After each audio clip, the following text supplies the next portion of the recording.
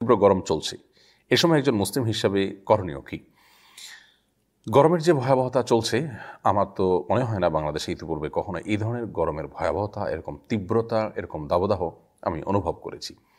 দিন যতই যাচ্ছে আমরা দেখছি যে শীতকালে যেরকম ঠান্ডা থাকছে না, এবং গরমকালে গরমের ভয়াবহতা আপনার সকল মাত্রা ছাড়িয়ে যাচ্ছে। এবং যে অবস্থা চলছে তাতে এটাকে মিডল ইস্টের পরিস্থিতির সাথে তুলনা করা যায়। বিশেষ করে এখানে আর্দ্রতা থাকার কারণে আপনার যে ভয়াবহ একটা অবস্থা তৈরি হয়, এতে ইতিমধ্যে হিট স্ট্রোকে মৃত্যুর ঘটনা আমরা শুনতে পেয়েছি একাধিক। এক স্কুল শিক্ষার্থী খেলাধুলা করতে গিয়ে সে হিট স্ট্রোকে মৃত্যুবরণ করেছে। আমরা দুঃখজনক এবং নির্মম এই ঘটনার কথা জেনেছি। তো এরকম আরও অনেক ঘটনা ঘটছে, এবং এই ঘটনা হয়তো আরও বাড়তে পারে যদি দাবদাহ এভাবে চলতে থাকে। কারণ প্রথমত এসি এবং এমনকি ফ্যানের ব্যবস্থাও এদেশে সব মানুষের ঘরে, সব জায়গায়, সব কক্ষে নেই।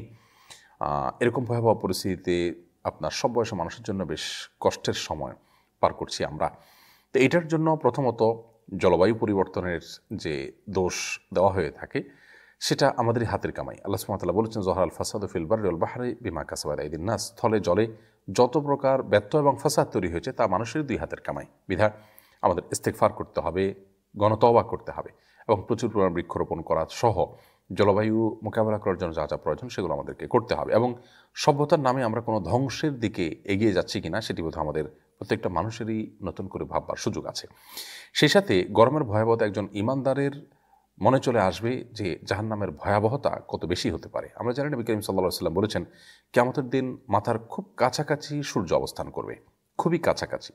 এবং মাথার খুব কাছাকাছি সূর্য অবস্থান করার কারণে মানুষ মারা যাওয়ার কথা, কিন্তু মারা যাবে না, যেহেতু সেখানে কোনো মৃত্যু হবে না, এবং গরমের প্রচণ্ডতায়, তীব্রতায় পুড়ে ছাইও হবে না, কিন্তু মানুষ গরমের কারণে ঘর্মাক্ত হয়ে সে ঘামে হাবুডুবু খেতে থাকবে। এমনকি সেই ঘাম কারোর টাকনো পর্যন্ত, কারোর হাঁটু পর্যন্ত, তার পাপের মাত্রা অনুসারে সেখানে সে হাবুডুবু খেতে থাকবে। আল্লাহ তাআলার প্রিয় কিছু বান্দাকে আরশের নিচে ছায়া দিবেন, সেই তরুণদেরকে ছায়া দিবেন যারা তাদের তারুণ্যকে আল্লাহর ইবাদতে কাটিয়েছেন এবং হেফাজত করেছেন অনাচার থেকে, পাপাচার থেকে, জিনা, ব্যভিচার থেকে, হারাম রিলেশন থেকে। এরকম আরও বিভিন্ন শ্রেণীর মানুষের কথা হাদিসে বর্ণিত হয়েছে। অতএব গরমের ভয়াবহতায় আমরা সেই জাহান্নামের আগুনের কথা স্মরণ করব, কারণ দুনিয়ার এই গরম এবং ঠান্ডা এগুলো জাহান্নামের সেই ছড়া যে ভাব, তার অংশ, যেমনটি বুখারী সহ হাদিস কিতাবে বিশুদ্ধভাবে বর্ণিত হয়েছে। নবী করিম সাল্লাল্লাহু আলাইহি ওয়াসাল্লামকে আল্লাহ তাআলা বলেছেন, কুল নারু জাহান্নাম আশাদ্দু হাররা।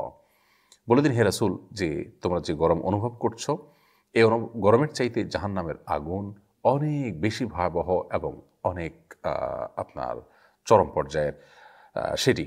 নবী করিম সাল্লাল্লাহু আলাইহি ওয়াসাল্লামের একটা হাদিস থেকে আমরা জানতে পারি ৭০ গুণ পর্যন্ত আপনার দুনিয়ার যে আগুন তার চাইতে উত্তপ্ত হবে, তার চাইতে আপনার গরমের তীব্রতা বেশি থাকবে জাহান্নামের আগুনের মধ্যে। অতএব ঈমানদার এরকম পরিস্থিতিতে জাহান্নাম থেকে আল্লাহর কাছে পানা চাইবে, আল্লাহুম্মা আজিরনা মিনান নার বলবে। আল্লাহ যদি এই হয় দুনিয়ার গরম, তাহলে আখিরাতের জাহান্নামের গরমের ভয়াবহতা কত বেশি হবে। আল্লাহ আমাদেরকে সেখান থেকে আপনি পানাহ দান করুন। এই দোয়া আমাদের করতে থাকতে হবে। সেই সাথে গরমের সময় পশু পাখি মানুষ যে কষ্ট মধ্যে আছে, সেখানে মানুষকে সুপেয় পানি পান করানো, ঠান্ডা পানি পান করানো, পশু পাখির জন্য একটু পানির ব্যবস্থা করা, এটি গুরুত্বপূর্ণ ইবাদত। নবী সাল্লাল্লাহু আলাইহি ওয়াসাল্লামকে জিজ্ঞাসা করা হয়েছে সবচেয়ে উত্তম সাদাকা, যে সাদাকা আল্লাহ সবচেয়ে বেশি অভিভূত হন, সেটি কোনটি? তখন বলা হয়েছে, তিনি বলেছেন আলমা, পানি। এই জন্য পানি পান করানো যেতে পারে গরমের এই সময়টাতে, এবং সেই সাথে ছায়াদার বৃক্ষ ইত্যাদি রোপণ করা গরমের তীব্রতা কমার জন্য। এটি যদি আমরা করে যেতে পারি, সেটি সাদকায়ে জারিয়ার ভূমিকা রাখবে ইনশাআল্লাহ তাআলা।